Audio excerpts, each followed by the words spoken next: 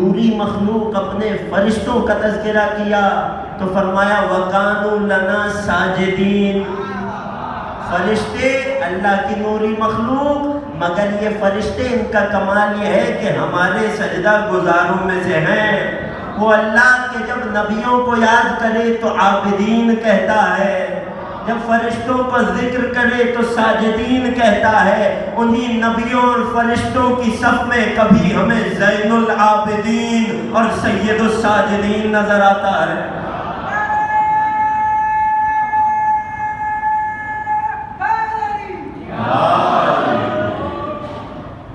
یہ سید الساجدین ہے، یہ زین العابدین ہے۔ میں کیا کروں، اتفاق کہیے یا حسن اتفاق کہیے کہ روز ہی مولا کے اس لقب پر کچھ نہ کچھ بات ہوتی ہے، مگر دل کو تشفی نہیں ہوتی۔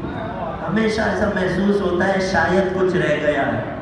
کیسی عبادت؟ عبادت گزاروں کی زینت۔ کل مولا کی نماز کا ایک رخ آپ کی خدمت میں پیش کیا تھا نا، آج ایک اور رخ دیکھیے۔ مولا کتنی عبادت کرتے تھے کہ مولا کا ایک لقب ہے ذو الصفنات یا ذو الصفنات۔ صفنات جمع ہے صفنہ کی۔ صفنہ کسے کہتے ہیں جانتے ہیں؟ انسان کے بدن کے جوڑوں پر، چاہے گھٹنوں پر یا اعضائے سجدہ پر جو گٹھے بن جایا کرتے ہیں اسے صفنہ کہتے ہیں۔ امام کا لقب ہے ذو الصفنات، وہ ہستی کہ جن کے بدن پر اعضائے سجدہ پر گٹھے بن چکے تھے۔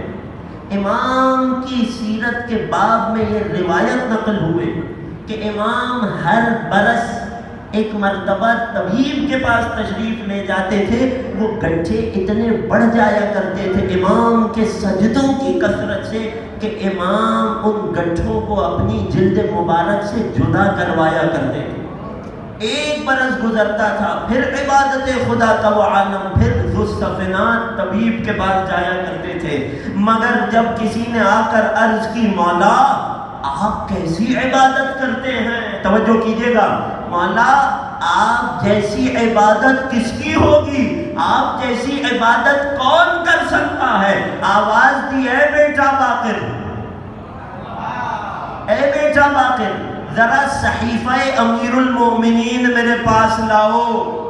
جب صحیفہ لایا گیا، مولا سجاد نے اپنے دست مبارک سے مصحف علی کو کھولا ہے اور اس میں وہ باب نکالا جس میں علی ابن ابی طالب کی عبادت کا تذکرہ تھا۔ پڑھتے جاتے تھے، روتے جاتے تھے اور بس یہ فرماتے جاتے تھے اے دادا علی مرتضیٰ، کون آپ کی جیسی عبادت کر سکتا ہے، کون آپ کی عبادت کو پہنچ سکتا ہے؟ معلوم ہوا امام کی بھی سیرت یہی ہے کہ جب ان میں سے کبھی کسی کی تعریف ہو تو اس تعریف کا اختتام علی کی تعریف پر ہونا چاہیے۔ توجہ کرنا، اے دادا علی مرتضیٰ آپ جیسی عبادت کون کر سکتا ہے؟ یہ کون کہہ رہا ہے؟ یہ کوئی نبی نہیں کہہ رہا، یہ عابدین میں سے کوئی شخص نہیں کہہ رہا، یہ زین العابدین کہہ رہا ہے۔ اے میرے جد امیر المومنین آپ جیسی عبادت کون کر سکتا ہے؟ اور حقیقت بھی یہی ہے عزیزوں، وہ جس کی ایک ضربت ثقلین کی عبادت سے افضل ہو، اس کے سجدوں کا عالم کیا ہوگا، اس کی نمازوں کا مرتبہ کیا ہوگا؟ جس کی ایک لہجے میں چلائی گئی تلوار کا ایک بار جن و انس کی عبادت پر بھاری ہو جائے، اس کے سجدوں کا کیا عالم ہوگا؟ وہ جو سوتے ہوئے اللہ کی مرضی کو خرید لے، جب جاگتے میں عبادت کرتا ہوگا تو کیا ہوگا؟